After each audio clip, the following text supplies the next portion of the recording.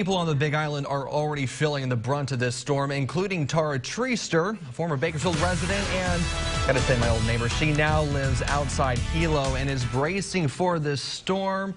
Tara joins us live this afternoon on Skype with more on how it's affecting her and the others on the island. Tara, it's good to see you.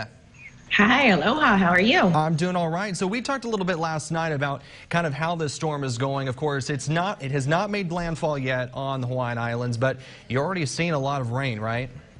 Yeah, so we're on the opposite side of the island. That's going to get the direct impact, and we're feeling the rain already, a lot of wind as well. There was a little bit of thunder and lightning yesterday, but we're in a good spot so far. We're hoping that landfall does not happen at all, and we just are dealing with rain. But we've already had mudslides and lots of flooding with road closures in our area. Now, a lot of people, of course, hurricanes is not a new thing for you guys. You guys know the threat of being on the islands, but how are people there preparing for this storm, considering that a lot of officials say that this could be one of the worst storms that Hawaiian residents has seen in years? I think that everybody that lives here automatically knows we all keep food and water for that 14 days that Governor Ige talked about. It's just sort of part of living here.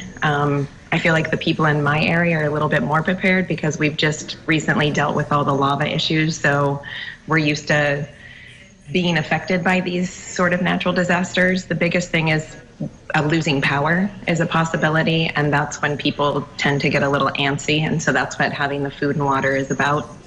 Now, you lived in Bakersfield for several years. You've lived in California your whole life, and then you go to a place like Hawaii and you live there.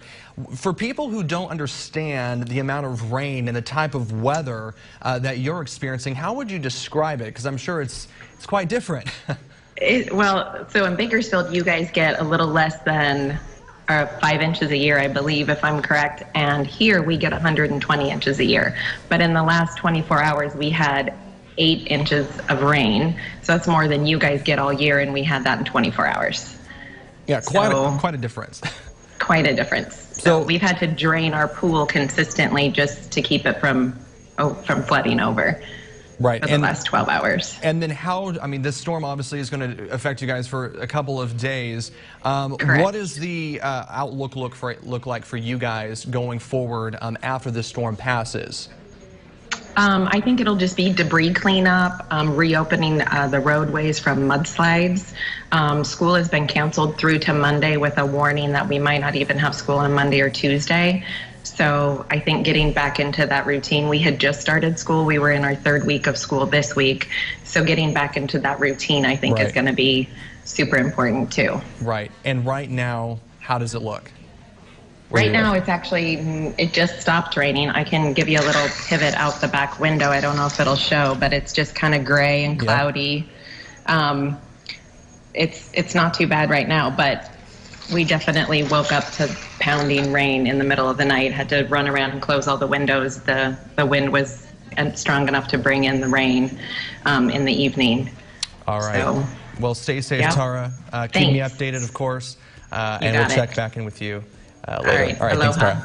Thanks.